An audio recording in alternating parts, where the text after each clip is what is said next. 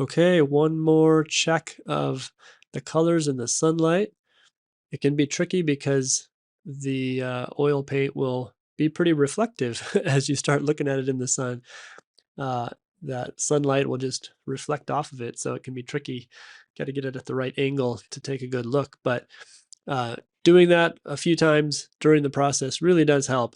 And if you can make a couple of mental notes like, oop, this color could be tweaked a little, or I need a little more detail there that I didn't notice when I was looking at it in the shade.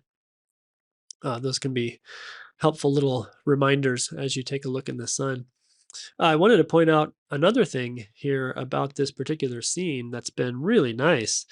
Uh, I'm basically looking to the south, which means even though the sun is, moving from left to right over my scene, those trees themselves are pretty much staying backlit. They're staying in the shade because the sun is over and behind them. So this is kind of a dream for plein air painting because the light really doesn't change all that much if you can keep your session within a couple of hours.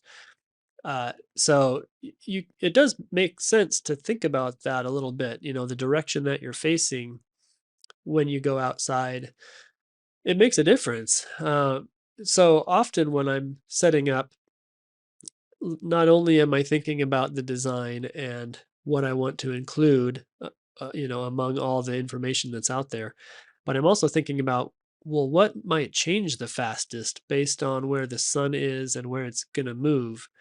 I think plein air painters end up getting pretty good at thinking about, okay, the sun's going that way, it's going to do this, and this shape is going to probably end up in the shade or in the sun, or it's going to be totally different. So it helps to think about that a little bit in the beginning of your session, just because it can get you a little bit better prepared for the changes that are likely to happen.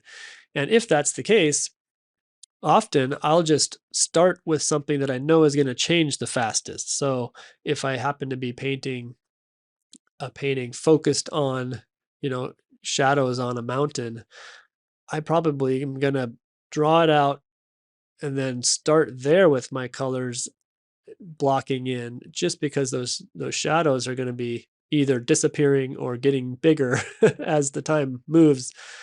So you get better at that as you practice painting outside, kind of knowing what to expect with changing light. But again, this backlit scenario is a pretty good way of kind of, I guess, controlling or knowing what's going to happen with your lighting. And in this case, it has stayed pretty consistent, which is great. Also, if you paint on an overcast day, it's also kind of relaxing because you don't have to worry about all the colors changing as the light moves. The light stays pretty consistent when it's overcast. So anyway, just interesting to practice in different types of lighting scenarios so that you can experience that and know what to expect. Um, and I wanted to mention again here to look at my palette one more time and to notice I've pretty much kept at least the main color mixtures separated. And the benefit there again is that I can see that comparison right on my palette. But I also, if I've mixed enough paint, I also still have a little bit of those colors there in case I need to grab a little bit of something that I needed to tweak, without having to totally remix it. On the other hand, often at this stage, I don't know if I do it much on this painting, but um, often in this stage, once I'm nearing the completion, I might even remix some of those main foreground colors and get a bigger brush out and really kind of pile some thicker paint on there for added interest and texture. So again, keeping these mixtures kind of separated gives you those in case you need to remix them right next to that or right on top of that so that you can get back to those mixtures faster. It's just a good way of kind of keeping your palette organized. So see if you can try that out as well. I feel like it's helped me a lot. I think the larger the palette you have, the better. But with these plein air, pochade boxes, sometimes the smaller they are, the less mixing room you have, and that becomes an issue. I actually do have a smaller box than this one that I'm using in this painting. This is an 11 by 14 size, um, and I've got one that's an 8 by 10 size, which is nice because it's small and a little lighter, but it doesn't give me as much mixing room. So you do have to make that adjustment depending on the palette and the size of the box you're using. But let me mention a little bit here too about just again going back to the benefits of plein air painting. Why do we even go outside and do this? Like, what's the real advantage?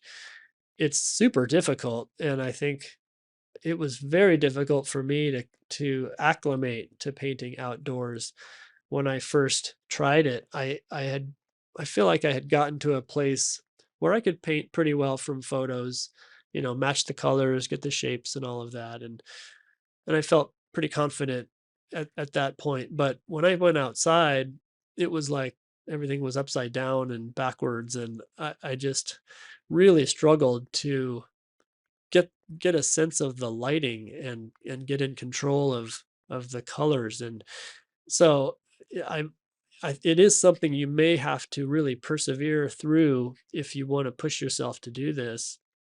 Maybe it'll come easier to you than it did to me, but I think the repetition of it is what really paid off for me, just doing it over and over. That repeated practice starts to get your brain, I think, to start to recognize what you're seeing and understand it better. I think it has to do with the three dimensionality of everything outdoors. Somehow, when we're looking at a photograph, we get used to interpreting that in a way that we can then take that two-dimensional image and translate it in paint onto a two-dimensional surface. But when we're outside in 3 dimensions and we're seeing all of this with all the atmosphere in between and trying to convert that into a two-dimensional surface, I think that's a big part of the issue in just recognizing what's happening in our minds. So again, it takes that repeated practice to start to get there and get an understanding of it, um, and to acclimate to the colors. I like to think about the color recognition as really a learned ability.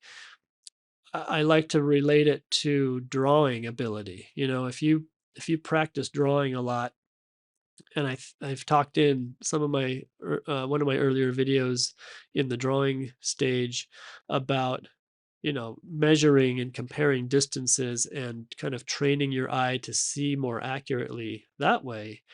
I think it's the same with color. We need to practice over and over looking at a real subject and matching the color with our paint. And I mean, it seems like kind of a no-brainer, but going outside, it really, again, was a challenge for me. So that's where I think one of the main benefits of plein air painting lies is the ability to recognize and match color. This is also a debatable topic in terms of, I guess, the result that a specific artist might be looking for.